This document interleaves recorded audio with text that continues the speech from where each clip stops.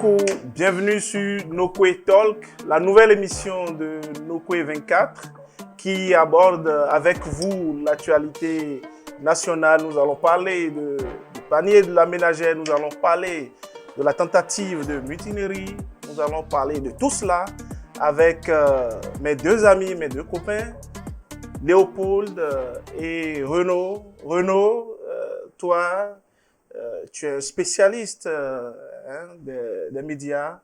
Quel regard tu portes sur la santé du Bénin aujourd'hui sur le plan économique, vu que certains Béninois pensent qu'il y a à refaire malgré que les signaux sont ouverts sur le plan macroéconomique? Merci beaucoup, Edson. J'ai généralement du mal à comprendre ce genre de réflexion qu'on fait. Ce n'est pas toi, ce n'est pas lui, mais je l'entends de temps en temps, dans des endroits même insoupçonnés. Talon fait beaucoup, il ne fait pas du social, on met des milliards dans des infrastructures, dans des festivals, on est dans des divertissements, alors que les Béninois ont faim. À tout cela, moi, je réponds simplement, comme le chef de l'État, et ses soutiens le disent d'ailleurs partout. Quelqu'un travaille à la fin du mois et n'a pas eu son salaire? Ou un entrepreneur a des dettes au niveau de l'État qui sont impayées? Pourquoi est-ce qu'on dit que le panier de la ménagère se vide? Il faudrait donc retourner à ce que tout le monde appelle notre passé honteux et se mettre à partager des sacs de riz devant les institutions de la République ou leur donner 2000 tous les samedis pour aller préparer du diaou, manger du atako tevico. Mais la croissance économique ne suffit pas forcément qu'il faille redistribuer tout ce que le Bénin gagne. C'est la création de la richesse qui est mesurée par la croissance économique. En tout cas, les spécialistes qui nous écoutent me démentiront peut-être. Mais la croissance économique ne mesure que la création de richesses nouvelles. Cela n'induit pas forcément qu'il faille partager cette ressource nouvelle entre tous les habitants du pays. Voilà mon avis sur la question, mais on y reviendra au cours de... Non, je pense que Léopold, avec son expérience dans le monde académique, à l'université d'Amoué Calavi, j'aimerais bien savoir ton regard sur cette même question. Non, vous savez, monsieur Son, le citoyen lambda, on ne peut pas empêcher le citoyen lambda de poser ce genre de questions ou d'avancer donc des arguments que, bon, il n'a pas trouvé satisfaction dans la gouvernance de son pays. Et moi, particulièrement, j'ai une opinion différente. Mais un citoyen lambda, c'est son jugement, hein, et c'est à celui qui est en face de lui expliquer que non, il y a eu telle chose qui a été réalisée. Comme quoi, par exemple? Mais attendez, aujourd'hui, à l'actif du gouvernement, les nombreuses réalisations, les infrastructures sur le plan... Cette question s'assimile vraiment de la mauvaise foi, hein, vous êtes aveugle? Oui, mais c'est la question que se posent certains Béninois. Qu'est-ce qui a été fait depuis 10 ans, pratiquement, dans le Bénin? Qu'est-ce qui a changé depuis 10 ans? Oui. Même ceux qui sont à l'étranger le savent. Oui, on ne va pas revenir ici sur cette liste-là. Mais Léopold pense autre chose apparemment. Mais c'est finalement de la mauvaise foi quand on dit que rien n'a été pratiquement fait depuis 10 ans. Non, mais personne n'est d'accord pour des propos de ce genre tenus. Personne au Bénin aussi ne peut être d'accord. Quelle réponse veux-tu donner objectivement à la mauvaise foi? Non, mais ce n'est pas une mauvaise foi. Lui, c'est son niveau de compréhension de la chose, de perception de la chose. Lui pense que peut-être on peut encore mieux faire. Et on dit tant qu'il y a à faire, rien n'est fait. Ça, tu es d'accord avec moi? Bien sûr. Donc aujourd'hui, c'est à toi de mettre en exergue effectivement à cet individu-là qui pose la question, les réalisations effectives donc, du gouvernement. Je dis, non, mais voilà. Mais là, tout le monde a le loisir de comparer ce qu'a été la gouvernance de Yahya Boni de 2006 à 2016 et ce qu'est la gouvernance actuelle de Patrice Talon depuis 2016. On va pas besoin de faire un débat d'une heure ou de 2 heures pour dire telle chose a changé, telle chose n'a pas changé. Ah oui, mais c'est à toi de faire cette comparaison. Léopold, mais quels sont les leviers sur lesquels il faut s'appuyer pour faire comprendre à ceux-là qui estiment que rien ou peu de choses ont réussi sous Bon, sous prends ce mandat? je prends tout de suite dans le domaine agricole. Oui. La production cotonnière. Le Bénin, aujourd'hui, occupe la première Oui, oui, oui. place. Hein. Et récemment, je pense, si je ne me trompe, arrache la première Oui, place mais nous sommes à à près l'un des de pays 640 l'AES. 000 tonnes pour la campagne de 2024 à 2025. Les projections tablent sur 1 million de tonnes pour la campagne de 2026. Donc, ça, déjà, c'est une avancée notable qui marque déjà une différence entre la gouvernance passée et celle de Talon. Mais le La citoyen... gouvernance Alors, finalement, avec Renaud, je vais demander un truc. Finalement, qu'est-ce qui pose problème? Parce que on a vu tout ce qu'il a présenté comme Un exemple, évolution, seul exemple, il y en a 1000. Est-ce que ce n'est pas l'impatience des Finalement. Béninois? Je me pose également la question, je suis comme toi. Est-ce que ce n'est pas l'impatience des Béninois? Parce que sur le plan agricole, ça va beaucoup mieux. Sur le plan des infrastructures, ça va beaucoup mieux. Sur le plan de l'éducation, à l'université, il est enseignant à l'université, il te le dira. Même dans les collèges, à l'école, partout ça va. Mais est-ce qu'on Ça doit va mieux, parler... mais pourquoi est-ce qu'on se plaint tous les jours? On ne peut pas tout avoir du jour au lendemain. Et ceux qui se plaignent là, quels efforts ils font quotidiennement, même pour que ça aille mieux de leur propre côté? Le gouvernement, l'État-providence, c'est fini. Talon ne peut pas dire, bon, il y a 7% de croissance économique, systématiquement, on augmente tous les salaires des fonctionnaires de 7%, même si on le faisait. La plupart des Béninois sont employés dans le privé ou dans l'informel. Qui va augmenter les 7% là-bas pour qu'on dise que oui, depuis que Talon est là, il y a 7% de croissance, donc 7% de croissance également au niveau de la panière et de la ménagère. Et ça me permet de faire observer que malgré cet état de choses, il se fait que de plus en plus, et vous allez en convenir avec moi, sur les réseaux sociaux numériques, on constate qu'il y a un regain du nationalisme qui remonte. Mais de patriotisme, comment on peut expliquer cela? Non, tout simplement parce que les gens ont vu les réalisations. Ces 10 dernières années qui sont passées sous le régime Talon, les gens ont vu de leurs yeux, les gens ont apprécié. Mais attendez, on ne peut pas comparer le Bénin de 2010 au Bénin de 2025 sur tous les plans. J'ai donné, sur le plan agricole, j'ai donné un seul exemple. Je dis par exemple sur le plan éducation. Sur le plan éducation, aujourd'hui, vous avez quand même un taux de scolarisation qui est beaucoup plus fort qu'il y a 10 ans. Oui, effectivement. Et vous avez la scolarisation qui est pratiquement gratuite pour une tranche donc d'âge de la population qui est pratiquement gratuite.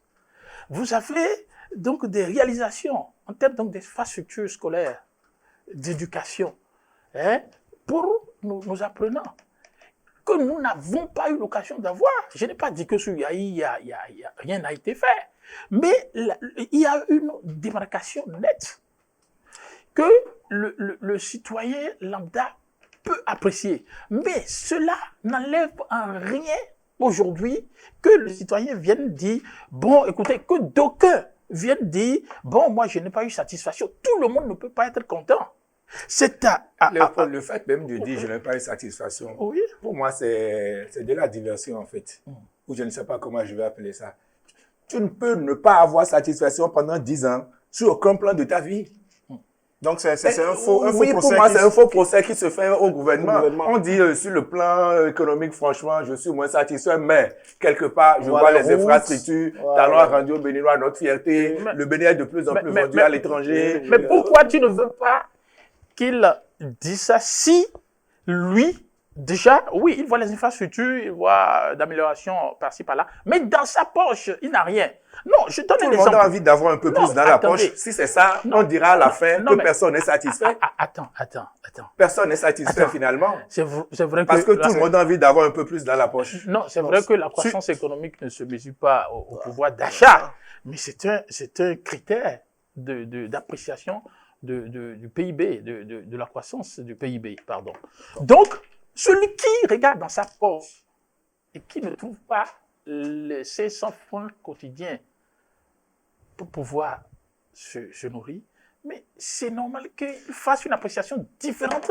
Ouais. Mais de Renaud la dit, tienne. Renaud dit, ma maison, non, j'avais l'habitude excuse-moi de Renaud, passer. excuse-moi Renaud, Renaud dit, mais celui-là, qu'est-ce qu'il fait pour avoir les 500 en poche? Oui, mais C'est sa question, c'est sa préoccupation. Et il dit, tant que vous ne travaillez pas, ne réclamez rien. Oui, mais celui-là, ça dépend. La personne peut bien vouloir travailler, mais malheureusement, le travail qu'il offre ne lui permet pas de gagner suffisamment. Alors il gagne un peu quand même. Il gagne un peu, mais pas suffisant à ses yeux. Donc, concédez-lui donc, cette façon d'apprécier les choses. Lui, il apprécie différemment Personne ne l'empêche de voir toi. comme il veut. C'est vrai qu'il y a des points à revoir, des matières sur lesquelles on pourrait aisément se plaindre.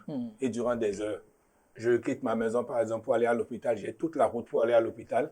Avant, il me fallait 1 heure. Là, à peine en 15 minutes, je suis dans le meilleur hôpital de l'Afrique de l'Ouest, le chic. Je le trouve d'ailleurs un peu trop chic pour un hôpital. Et puis, j'arrive à l'hôpital pour une dialyse. Sous Yahi, ça coûtait, je raconte pas de quoi, 80 000, mais sous Talon, il a fait des efforts, c'est toujours à 85 000 ou à 65 000. Pourquoi elle ne peut pas être gratuit? Pourquoi les dialysés ne peuvent pas aller se faire soigner gratuitement au Bénin? Ils sont combien même? Ils ne sont pas à 50 000, ils ne sont pas à 200 000, ils ne sont pas à 10 000 non plus. Pourquoi on dit que ça représente, je ne sais pas, en termes de coût, un gros investissement pour le budget national? Il y a beaucoup de petits points qu'on pourrait revoir, mais globalement, le travail, il faut le dire, qui a été fait depuis 2016, n'est pas négligeable. Ah oui, n'est pas négligeable. Ça, il faut le dire. Et puis, je voudrais rebondir sur, en profiter, avant de passer la parole à Léopold. C'est vrai qu'on se plaint de plus en plus de restrictions de liberté. Il n'y a pas de loi qui a été votée pour restreindre la liberté, hein. Mais moi-même, en tant que journaliste, je trouve que j'ai moins de liberté qu'avant à m'exprimer. Je ne peux plus parler n'importe comment. On me dira que la liberté de presse rime également avec responsabilité. Oui, c'est vrai, justement. Mais je ne peux plus. Donc, vous minimisez la question de la responsabilité, parce que si nous mettons sur la table les questions de liberté, de l'autre côté, la plupart des Béninois, surtout, ils foulent du revers de la mer. Et c'est pour ça que je vais demander à Léopold ce qu'il en pense. Vous avez vu, Léopold, nous ne sommes pas dans un état. Nous ne sommes pas nous ne sommes pas dans un état anarchique. Si vous commettez une bévue, souffrez, être pleinement responsable. Oui, mais c'est que le champ maintenant de définition de la bévue est sans limite. On le suit. Attends, pourquoi voulez-vous qu'il y ait de pitié sur tel acte posé, non, je ne demande pas et pas de pitié sur tel autre. Je dis le champ de définition de la bévue est illimité maintenant. Alors, sur cette question, nous allons retenir que le gouvernement de Patrice Talon, depuis 2016 à 2025, bientôt 2026, a réalisé assez d'efforts, de belles performances. Bien sûr. Et qui ont été saluées ici. Et qui, normalement, devaient être comprises par l'ensemble du peuple béninois et saluées par tous.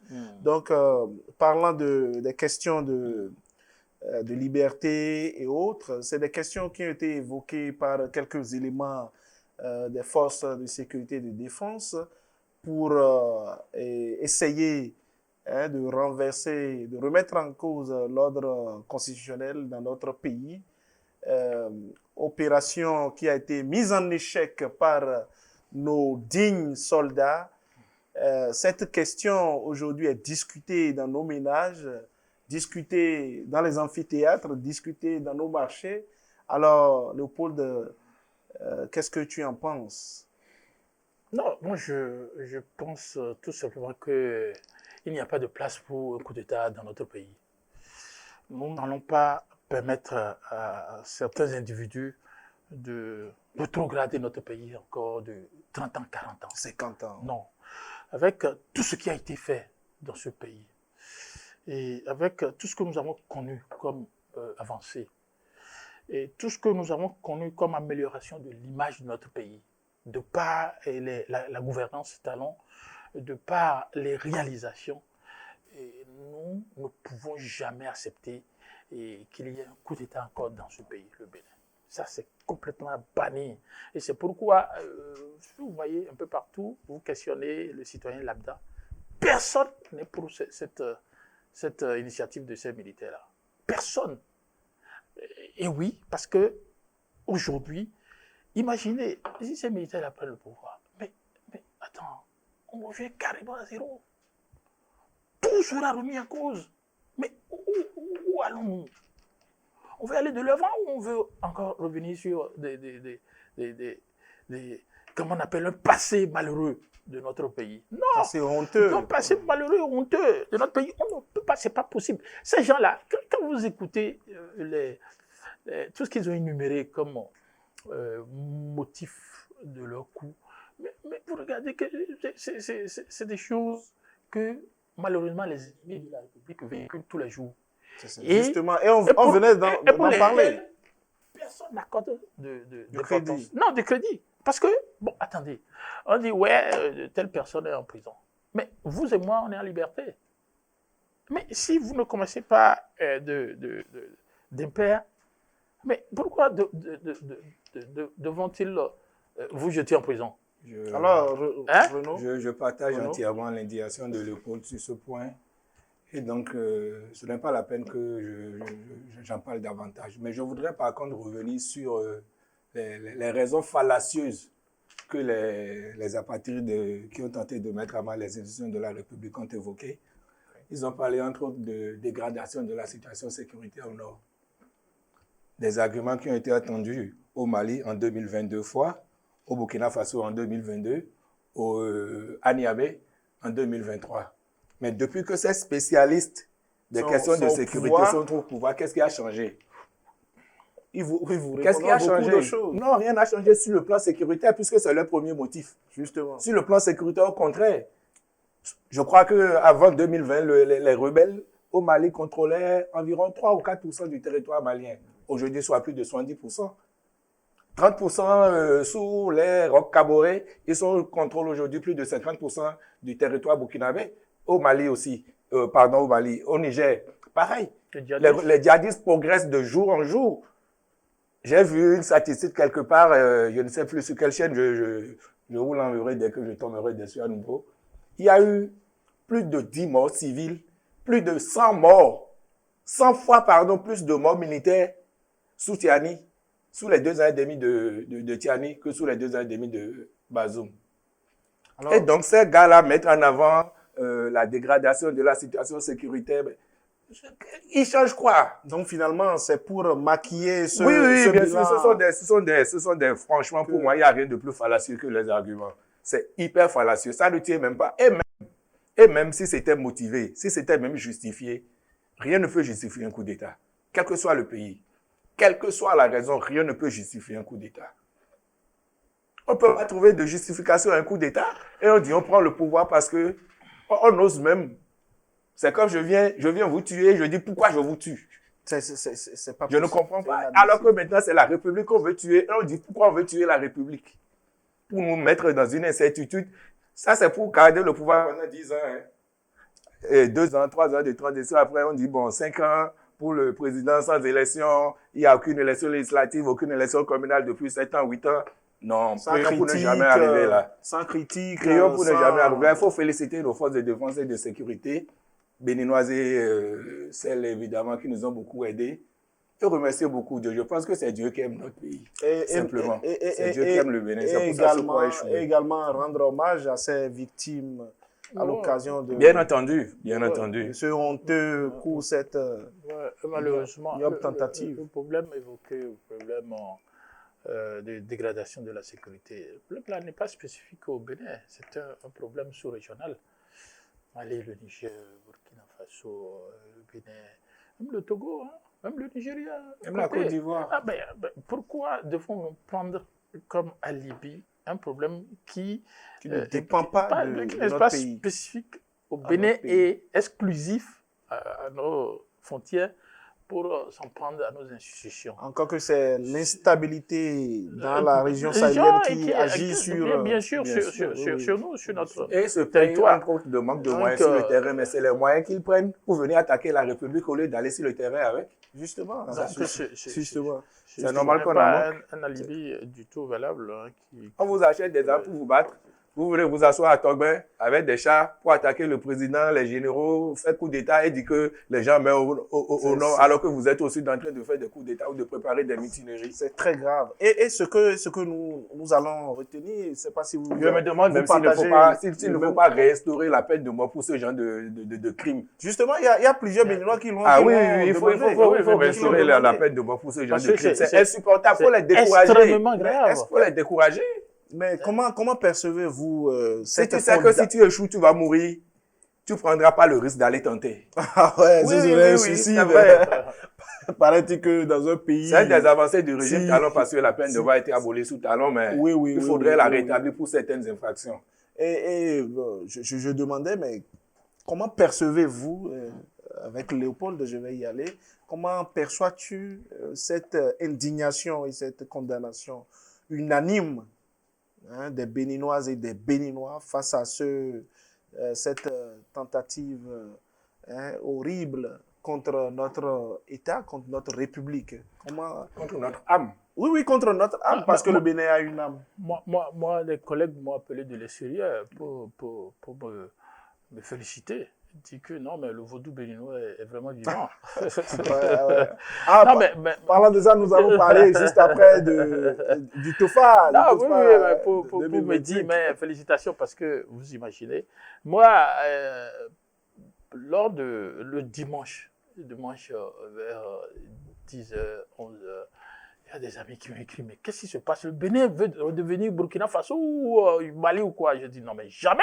C'est pas possible. Je dis, mais ça ne se passera pas. Il dit, mais tu n'écoutes, tu n'entends pas ce qui se passe, tu ne regardes pas à la télé, il y a un coup d'État. Je dis, non, mais laisse tomber. Ça ne marchera pas. Ce coup d'État ne marchera pas. Et ça ne marchera pas. Non, je dis, notre pays, c'est le Bénin. Et ça n'a pas marché parce que je pense que les Béninois sont... Je ne voudrais pas insulter, je ne voudrais pas caricaturer.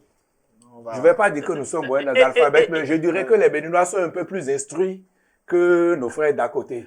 Non, mais beaucoup d'à côté. Parce que vous savez, si leur propagande avait pris sur les réseaux sociaux et que les populations étaient simultanément descendues dans la rue pour dire même pas toute la population, quelques personnes qu'ils ont réussi à manipuler descendaient dans la rue pour dire oui, on soutient, on se servait de ces images-là, mais personne n'a suivi heureusement parce que nous ne sommes pas analphabètes. On a réfléchi, on dit, mais regardez ce que nous sommes en train de faire.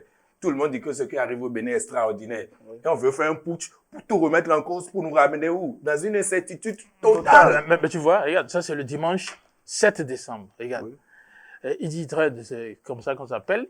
Qu'est-ce qui se passe chez vous? Vous êtes devenu Burkina Faso. Maintenant, il parlait, tu as vu? Je lui ai dit, non, il n'y a rien. Je dis, bonjour, prof, parce que c'est un professeur d'université. Je dis, coup d'État. Maîtriser. Oui. Il dit maîtriser et les Kémy Séba disent le contraire sur les réseaux sociaux. Je dis, lui. Non, celui-là même. Non, mais parce que cette histoire ne peut. Quand on a encore du crédit à Kémy Séba en tant que panafricain, je pense que c'est. Non, mais et ça, c'est dimanche, dans la matinée. Tu as vu, non? Oui. C'est une erreur monumentale. Moi, je savais que des choses comme ça ne peuvent plus marcher dans notre pays. Non, mais attends. Que Kémy Séba, il est panafricain, Je pense quand même que, en toute logique, que le panafricanisme, comme l'a rappelé une fois Wilfrid Léon-Gbogbodji, doit se nourrir du patriotisme. Nécessairement. Si tu n'aimes même pas ton pays, comment est-ce que tu veux aimer tous les pays africains? Ce n'est juste pas possible. Non, celui-là, c'est pas un panafricain. Il est tout sauf panafricain. Et parlant de... C'est un provocateur à la limite.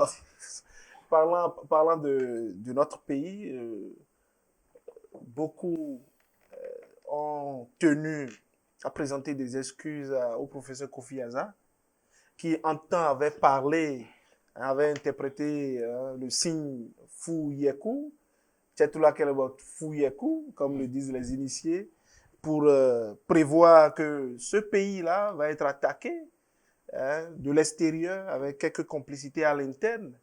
mais que nous ne serons pas vaincus, que nous resterons debout. Et nous y voilà, le Bénin, parce que il est debout nous avons et déjà les solidement. preuves que le Bénin a été attaqué de l'extérieur pour le féliciter. Nous avons déjà les preuves. Oui, oui. Ah, vous avez déjà les preuves. Non, ça se suffit que... mais attendez, c'est certains pays. Il est professeur de FA, c'est ça? Oui. Il est professeur de FA. Et il a prévu des attaques. Mais ceux-là, ils prévoient tout à tout moment. Ils prévoient tout ce qu'il y a pour eux, tous les scénarios. On dit ceci va arriver, ceci va arriver. Donc, tôt ou tard, quelque chose va arriver. Son titre de professeur de FA, il y a cette... Vous savez il y a une école de FA avec une université. Mais on a une école endogène. Vous savez que tout n'est pas écrit, mais on a quand même une école endogène. Et vous voyez, si nous prenons par exemple les prêtres vaudous, il y a... Le Kamens reconnaît son titre. Il y a le... Il y a le Rounon, il y a le Rounongan, etc. Le Rouvi, etc. Donc, nous n'allons pas polémiquer sur son titre, mais ce qui m'intéresse, c'est la place que davantage le Béninois peut accorder à ces révélations que nous avons annuellement, pour notamment des questions surtout de sécurité public. Non, moi je n'avais pas eu vent de ces révélations. Vous n'avez pas suivi les Vaudons des... Non, j'ai suivi, mais révélations effectivement portées directement sur les coups venus de l'extérieur, faites par le Hazard, le professeur Hazard Boudit. Je n'avais pas eu vent parce qu'il y a eu des interprétations pêle-mêle de plusieurs dignitaires religieux, de plusieurs prêtres de FA. Mais aujourd'hui, ce qui est apprécié, c'est que le coup a foiré. Oui. Et ça va toujours être comme ça. Oui. Ça va toujours être comme ça. Hein. Ce genre de choses ne peuvent plus marcher au Bénin. Parce que, vous savez, de nos histoires, nous avons, le Béninois a versé beaucoup de son sang. Nous avons une histoire. Et il est temps que ces genres de sacrifices s'arrêtent. Okay. Voilà, alors nous allons embrayer rapidement sur les élections. Le Bénin, ou les Béninois, les différents états-majors des partis politiques préparent âprement les joutes électorales du 11 janvier 2026, les communales et les législatives. Vous avez suivi... présidentielles aussi. Hein. Oui, mais pour le moment... À chaud, là, c'est ces deux scrutins qui mettent tout le monde en état d'activité sur le terrain. Je ne sais pas si vous suivez les partis politiques, l'actualité liée à cette question électorale. Qu'est-ce que, toi, Léopold, tu en penses? Qu'est-ce que tu observes? Quels sont tes constats par rapport aussi aux listes? Bon, c'est dommage que les démocrates qui constituent le principal parti d'opposition n'aient pas accès à toutes les échéances. Non, ils n'ont pas rempli les conditions. Ils n'ont pas rempli les conditions pour être présents. Qui s'en prennent à eux-mêmes. Qui pour être présents sur les différentes élections prévues.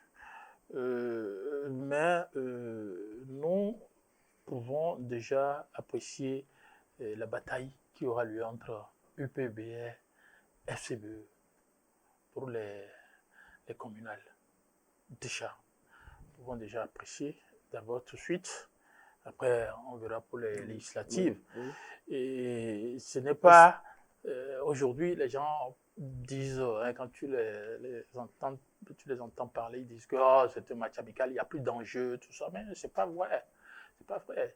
Et FCBE est un parti d'opposition, même s'il est modéré, il est un parti d'opposition qui défendra, vaille que vaille, et courageusement, ses intérêts. On a entendu dire du président du parti, Paul Rompé, qu'il gagnera les élections. Mais bien sûr, alors, s'il part perdant, déjà, sachant qu'il est perdant, pourquoi aller? Là, ce n'est pas la peine.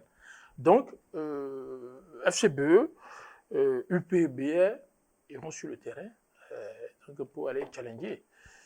Je pense que Paul Rompé et sa bande font Ça bande. Oui, ils font toujours dans la figuration. Voilà. Ça bande. Ah oui. Ils font toujours dans la figuration. Ah oui. Oui, oui. Et pourtant, oui, ils oui. moulent le Ce maillot. sont des Ils ont figurants, été ce sont les des premiers figurants à déposer. Vous avez les suivi, dossiers. je ne l'aime pas beaucoup, mais sur ce coup, j'ai été beaucoup d'accord avec lui. Le gars qui était en Guinée, qui change tout le temps de nom, là. Président Hiroko, comment il s'appelle? Bertin Kovi. Bertin Kovi, voilà. Oui. Il a dit que lui et Paul Rumpé est de Bopa, je le rappelle. Kovi dit que lui et Paul Rumpé, c'est le plus grand carrefour de Bopa, qu'il aura beaucoup plus de votants que Paul Rumpé dans son village natal. Bon, c'est un duel. D'accord, mais de de façon plus objective. Oui. En 2023, pour les élections communales, non, ce n'était pas en 2023. En 2023, c'était les législatives. En 2019. 2019. Non, c'était En 2020, 2023, pour les législatives, où on demandait 10% sur le plan national. Oui. FCBE n'a pas pu réunir ces 10% sur le plan national. Et vous pensez que maintenant que c'est porté à 15%, nous sommes dans un autre contexte aujourd'hui. Ils se sont renforcés alors que tout le monde sait maintenant qu'ils n'ont plus le soutien de Yahi. C'est le nom de Yahi qui mettait en avant pour voler les voix dans les circonscriptions électorales. Là. Non, mais... Ils disaient on est toujours avec Yahi. Non, mais je ne suis pas d'accord avec tout le monde le sait. Je ne suis pas d'accord. Non, tu n'es pas venu ici pour être d'accord avec moi. Tu es venu pour donner ton avis. Oui. Moi-même, je donne le mien. Oui, mais quand tu dis ils prennent le nom de Yahi pour aller voler. Mais c'est ce qu'ils ont fait lors des communales de 2019. Ils venaient. Yahi ne faisait plus de 2020. Les communales de 2020. Ils venaient d'arracher le parti FCBE à Yahi. Et donc, comme les populations n'étaient pas encore suffisamment informées, Yahi non plus n'avait pas encore investi le terrain avec ces démocrates. Sur le terrain, ils disent, oui, FCBE, c'est toujours Yahi qui est avec nous. Pourquoi pensez-vous qu'ils ont eu le meilleur résultat dans la partie supérieure du pays? Non, ils n'ont jamais dit que Yahi est encore avec nous. Mais c'est ce qu'ils ont vendu durant toute la campagne. En 2000, malgré ça, ils tiennent toujours. Ils sont présents. Ils vont disparaître de la scène politique.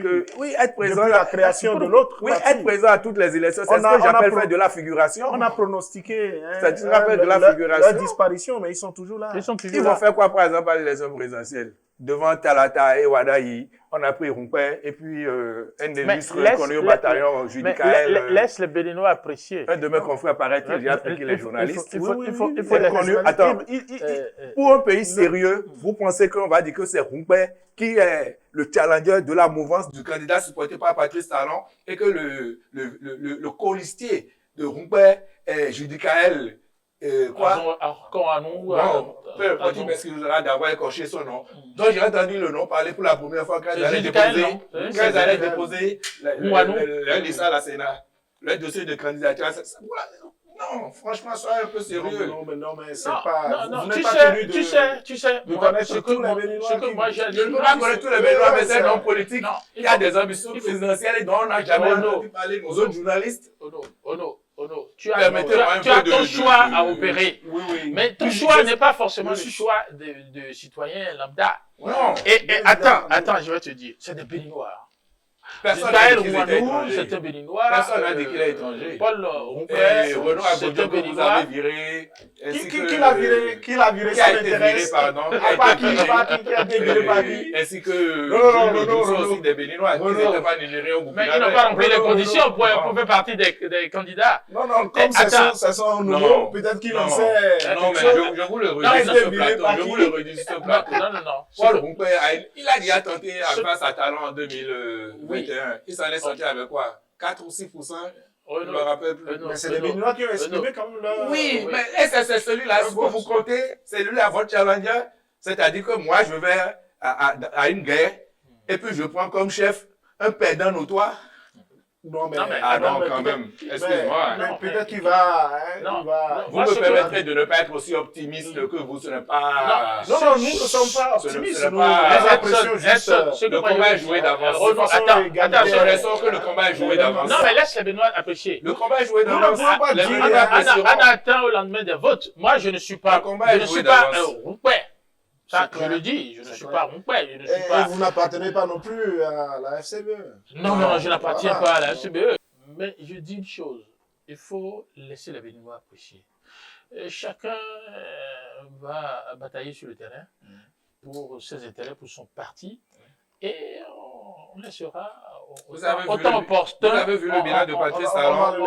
Autant Et il soutient le candidat Romuald Wadayi en l'occurrence, et il sera sur le terrain. Il a dit qu'il sera actif face à des novices comme Rumpa et... Peut-être que Rumpa aussi va recevoir des soutiens. Et son adjoint. Attendons de voir. On ne sait jamais. On verra bien ce qui se passe. De toutes les façons. La déclaration de candidature de Wadayi a donné lieu à des dizaines ou des centaines de déclarations de soutien, même inattendues, comme Batoko, comme l'honorable Arossi, qui a suivi Rumpa.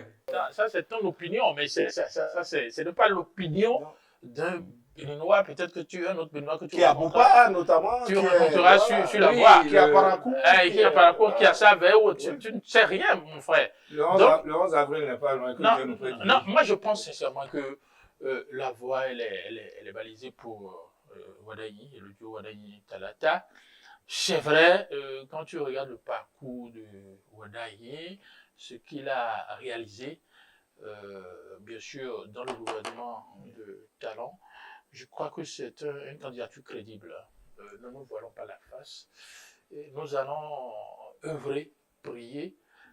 Personnellement, ça c'est mon opinion, qu'il gagne régulièrement et que le couple gagne régulièrement, et que nous avancions sur la même lancée, sur les acquis donc de la gouvernance Talon, et que le Bénin puisse profiter, continuer à profiter, parce que reculer, ce serait très mauvais. Ce n'est pas une très bonne chose. Le ministre d'État Wadayi qui veut représenter la jeunesse, et qui représente d'ailleurs la jeunesse, qui va aller dans quelques mois devant les Béninois pour montrer ce qu'il souhaite faire continuer dans la lancée de ce que le président Patrice Talon a fait. Qu'est-ce qu'on doit attendre spécifiquement sur ce point? Vous parlez de quoi? De la composition des listes? Non, sinon j'ai du mal à comprendre la question. Nous parlons du candidat, puisque nous y sommes là. Quel candidat? Le candidat Wadayi. Et je dis, il a dit lors de son investiture qu'il va travailler pour la jeunesse. Ah, d'accord. Oui, avec la jeunesse. Oui, comme tous les anciens présidents, tous les candidats travaillent toujours pour la jeunesse. Non, mais lui, il est très jeune. Lui, il est très jeune comparativement à certains. Il est très, très jeune. Est-ce que les candidats qui étaient moins jeunes ont fait le bonheur des moins jeunes systématiquement pour qu'on se dise qu'un jeune fera systématiquement le bonheur des jeunes? Peut-être que les résultats du scrutin vont nous répondre. Non, ça, ce n'est pas les résultats du scrutin. Je crois que vous vous projetez déjà dans la préélection, dans la gouvernance de M. Wadayi. Quand vous parlez de « il veut faire avec la jeunesse », moi, j'attends de le voir. C'est vrai qu'il est sous Talon. Le Bénin lui doit beaucoup en matière de réussite économique. Alors, un dernier tour de table. Il a tout par contre. Continuer avec la jeunesse. Le chef de l'État qui indique la voie. C'est dans la logique de Talon. Hein, que personne ne peut dire aujourd'hui que Talon n'a pas fait avec la jeunesse. Mais si vous regardez toutes les nominations que nous avons, très jeune. Il a mis plein de jeunes, un peu partout. Et Talon s'est évertué à créer d'emplois. Et d'emplois, on crée d'emplois, pas pour les vieux, on crée d'emplois pour les jeunes. Tout ce qu'il y a comme recrutement par-ci, par-là, les initiatives, la GDIZ, les initiatives à gauche, à droite, même l'orientation, les réformes dans l'éducation. Aujourd'hui, à ce que les enseignements soient beaucoup plus orientés vers la pratique pour permettre à celui-là qui, à la fin, puisse se mettre tout de suite à son actif. Tout ça, c'est l'actif du chef d'État vers la jeunesse. Merci Léopold. Un dernier tour de table. Avant que le Léopold n'arrête d'applaudir. Non. Je n'applaudis pas tout. Non. Je relève aussi ce qui est le Guinness record que notre compatriote Ketsono est en train de défier là actuellement. Nous avons d'autres compétiteurs ou compétitrices un peu partout, d'ailleurs actuellement, qui sont dans la Montréal, même... au Togo, oui, pour ne citer que ceux-là. Qu'est-ce que vous pensez? Quel est votre mot à l'endroit de cette Amazon en chef, comme elle s'est fait appeler? Avant que Léopold ne prenne la parole, pour comme d'habitude féliciter le gouvernement, il vous dira par exemple que le président Talon s'est rendu au Guinness record. Laisse-le dire lui-même,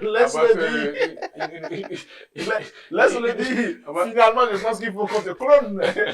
Avant qu'il ne cesse d'applaudir, non, c'est une bonne initiative. Je pense qu'il faut féliciter le courage de la dame, Kate Sonon, l'Amazon en chef. Au début, je ne croyais pas en elle. J'ai suivi une de ses vidéos sur TikTok. Elle a dit, c'est vrai qu'elle a dit 15 jours, mais que le record actuel était détenu par une Libérienne qui avait fait à peu près 160 heures, soit 5 jours, 11 heures de cuisine à peu près, et que si elle va au-delà de 5 jours, c'est déjà une victoire pour elle. Elle s'est imposée 15 jours. Moi, je n'y croyais pas beaucoup, parce que je dis, mais reste debout 5 minutes de pause par heure pendant 15 jours à cuisiner, franchement, mais elle a réussi. Et puis, elle a fini, non seulement elle a fini les 15 jours, bien sûr, elle a fini les 15 jours, mais elle promet continuer jusqu'à fatigue la prenne, jusqu'à ce que fatigue la prenne. Donc, je crois qu'aujourd'hui, elle doit être encore au 16e ou au 17e jour aujourd'hui. C'est vrai qu'il y a les concurrents, mais bon, c'est le Bénin après tout. Donc, on vous fait la concurrence. On n'a pas peur du Togo, on n'a pas peur de Léopold. Non, je crois que Kate a voulu faire la promotion de notre cuisine. Oui. Et s'est évertué à battre le record d'une certaine Céliana aussi, qui a cuisiné pendant 336 heures. C'est une Togolaise. Elle a fini. Oui, il y a une Kouébé qui est en train de faire 14 jours là. En tout cas, je sais que. Et il y a une autre Togolaise qui veut. aussi il y a aussi d'autres Béninois qui sont annoncés pour janvier ou février. Pendant 336 heures. Je me demande c'est quoi cet intérêt. Qui a fait 360. Guinness record, donc, c'est une bonne chose, c'est montrer, bien sûr, faire la promotion dans la sous-région et de façon aussi à l'international. Donc, placer la carte du Bénin sur le globe culinaire. Comme le dit le Paul, ça va rejoindre l'excellente carte postale que le président Patrice Talon s'est vêtu à mettre en place sur le plan touristique au Bénin depuis 10 ans. Cette histoire de Guinness record là, c'est sous Talon que ça a été réalisé. Mais quand on te dit aujourd'hui que le Bénin occupe la première place en termes de production côtalière, c'est une fierté. Tu ne vois que ça, Léopold. C'est ça pour la prochaine campagne. Il a prévu 1 million de tonnes pour le Bénin, mais à quel prix pour le sol? À quel coût pour le sol? Tu es environnementaliste. Est-ce que les pesticides non autres utilisés sont les meilleurs, sont les plus recommandés? Ne nous éloignons pas. Oui, il y a beaucoup de critiques qui disent que cette culture intensive tue le sol. Beaucoup de critiques. Non, mais quelle culture? Je ne suis pas spécialiste. Je voulais juste lui dire un mot. Oui, oui. Quelle culture intensive ou extensive tu veux et mener à travers le monde n'exploite pas le sol ou la richesse du sol. Il faut accompagner le sol. Mais en accompagnant le sol, on apporte des intrants. C'est tout. Et ça se passe partout. Parce qu'aujourd'hui, avec la démographie qui est galopante, tu ne peux pas faire la culture biologique et que tu vas t'en sortir. C'est pas possible. Et le dire, on ne va pas accompagner par les intrants, c'est pas possible. Donc, que ça soit aux États-Unis, au Bénin, au Togo, le sol est affecté. Mais on l'accompagne, attention, avec les fertilisants, c'est tout. Alors, merci Renaud, merci Léopold. Non, moi je vais répondre à sa dernière question. Dans notre prochain, laisse-le prochain numéro. Merci de nous avoir suivis. Merci. C'était Nokwe Talk. Nous espérons que vous avez aimé. Nous vous donnons rendez-vous. À la prochaine. Ciao, ciao. Bye bye.